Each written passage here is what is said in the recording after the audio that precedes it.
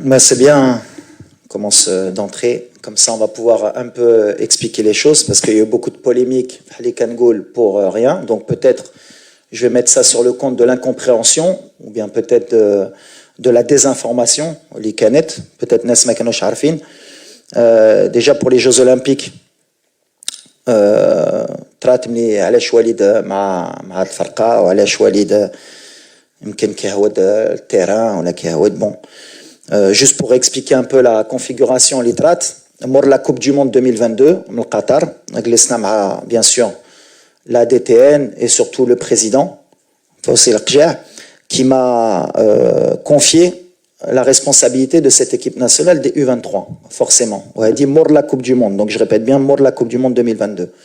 Donc mort de la Coupe du Monde 2022, l'objectif d'Yanna Kanetiyen Dio, la Coupe d'Afrique bien sûr, Faddar, U23. Et forcément, donc se qualifier pour les Jeux Olympiques et forcément avoir un objectif élevé, Yann Dio, une médaille, Inch'Allah. Donc, fad le contexte, Mia dit la responsabilité, forcément, je m'investis à 100% de Gould. Donc, si je me rappelle bien, au mois de mars 2023, le match contre le Brésil, peut-être déjà il y avait pratiquement, je crois que c'était 7 joueurs olympiques. Ken Kishta, Bouchouari, Zelzouli, Khnous, Ken Salah, Ken Amraoui. Si je me rappelle bien déjà, on avait commencé le processus. Au mois de juin, si je me rappelle bien, 2023, malabnage les Olympiques blani bash nkhallihom l'Issam Charaï pour la Coupe d'Afrique U23. D'ailleurs, on a fait un mauvais mois de juin parce qu'on avait laissé les joueurs de Botola pour finir le championnat et les joueurs olympiques pour se préparer. On a appris, nous, de nos erreurs pour que, justement, au mois de juin, les joueurs olympiques, quand même, ils restent avec l'équipe A. Donc voilà, le processus, il a été clair. Donc, je me suis investi. Ce qui m'a dérangé un peu, si on peut aller dans le dérangement, c'est علاش العام اللي فات ملي تلعبت لا كوب دافريك في الدار وكل نهار كنت هنا في السنتر مع عصام وكنت في الستاد وكنت كنهود التيران حتى واحد ما هضر عليها وحتى واحد ما قال علاش وليد وعلاش un an après il y a eu ce souci. Peu importe, aujourd'hui, maintenant c'est clarifié. Quand le président m'a donné la responsabilité de nommer le sélectionneur des U23 pour les Jeux Olympiques, et je le remercie pour la confiance, c'est moi qui ai nommé Tarek Skitioui, et j'assume ce choix. Et j'ai pris la responsabilité de, si ça se passait pas bien, bien sûr, de prendre la responsabilité. D'ailleurs, Teto Ali, la responsabilité, puisque quand on a perdu un match au JO, c'était la faute du sélectionneur des A. Mais avec Tarek, ça s'est super bien passé, puisque déjà, on avait une réunion au préalable quand il était au Mas de Fès, quand j'ai proposé le challenge des Jeux Olympiques, et sur tout le mode opératoire des Jeux Olympiques, tout était clair. C'est-à-dire qu'il savait très bien que les joueurs, il les aurait pratiquement 15 jours avant les Jeux Olympiques. Il savait que les joueurs étaient avec moi, qui travaillaient avec moi et qu'ils allaient les récupérer. On a travaillé ensemble dans le processus pour que les clubs acceptent de libérer les joueurs, puisque ce n'était pas une date FIFA. Donc, pendant tout le mois de vacances que j'aurais dû avoir, c'est moi qui me suis déplacé pour convaincre et Monaco, et le Betis de Séville, et le Havre, et X et Y. Bon, c'est vrai que j'ai échoué sur Shadi Riyad et sur Saïbari du PSV, puisque les clubs n'ont rien voulu entendre, malgré que jusqu'à la dernière minute, on s'est bien battu.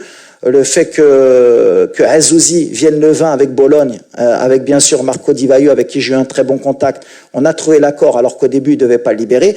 Donc voilà le processus, comme l'a dit Tarek, il l'a très bien expliqué, comment on a fonctionné pour que le Maroc gagne à la fin. Et en fait, ce qui m'a dérangé dans tout ça, c'est que dans le process, peut-être Makontouch Wolfin a le processus, dans ce process, c'est le résultat. Est-ce qu'à la fin, on a réussi à être champion d'Afrique et avoir une médaille?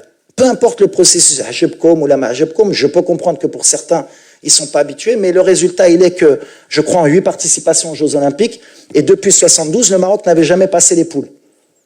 Du tout. Et qu'aujourd'hui, on est la première équipe, historiquement, à être médaillée, et félicitations à Tarek, parce qu'il a fait un travail extraordinaire. Donc, à partir du moment où il y a le résultat, et qu'en 2 ans, alhamdoulilah, on est passé d'une équipe qui fait une demi-finale de Coupe du Monde, qui fait une demi-finale de Jeux Olympiques, qu'on a rajeuni l'effectif, et tous ces jeunes, puisque sur les 18 joueurs, il y en a 12 qui sont passés par l'équipe A avant. Donc ça veut dire que j'ai intégré dès la fin de la Coupe du Monde un processus de rajeunissement de l'équipe pour préparer bien sûr le présent, puisque moi je suis jugé sur le présent, et je vous l'accorde, mais mon travail en tant que cadre marocain et entraîneur national, c'est de préparer aussi l'avenir. Parce que ce qu'on prépare, c'est 2025, 2026, mais aussi 2030.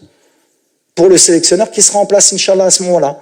Et pour qu'à chaque fois, il y ait un process fédéral, bien sûr, et initié par le président aussi, qu'on a un process que le Maroc ne fasse pas qu'un coup, une demi-finale de Coupe du Monde, et qu'il n'y ait plus rien derrière. Et dans ce processus, bien sûr, eh bien, il y a des dommages collatéraux. Des fois, bien sûr, on pourrait appeler des formes du moment, mais des fois, par exemple, comme aujourd'hui, Kanhaïto Aznou. La dernière fois, c'était l'Amkhaddin. Et peut-être que plus tard, on aura encore des jeunes. Le Maghreb, Dima,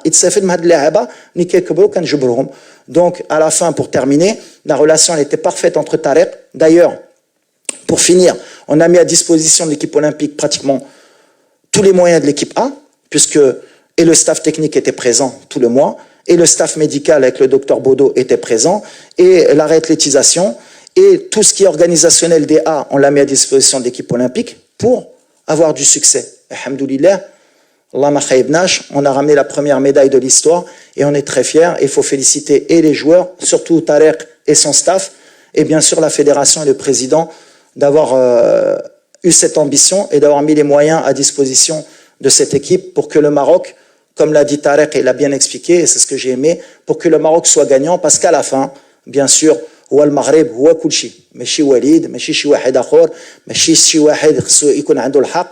On a été beaucoup critiqué pourquoi l'équipe n'a pas pu se préparer plus tôt avec Tarek. Déjà, il faut expliquer, comme ça on va finir, parce qu'il faut bien prendre le temps. Ce n'était pas une date FIFA. Donc, en tant que journaliste, déjà, il faut connaître un peu ce qu'est une date FIFA. Quand il n'y a pas une date FIFA, les clubs ne sont pas dans l'obligation de lâcher les joueurs.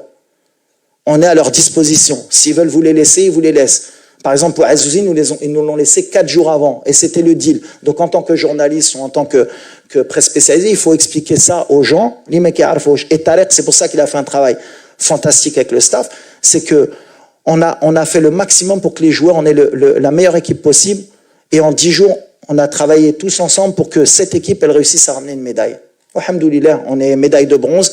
C'est la première médaille en sport collectif de l'histoire du sport marocain aux Jeux Olympiques.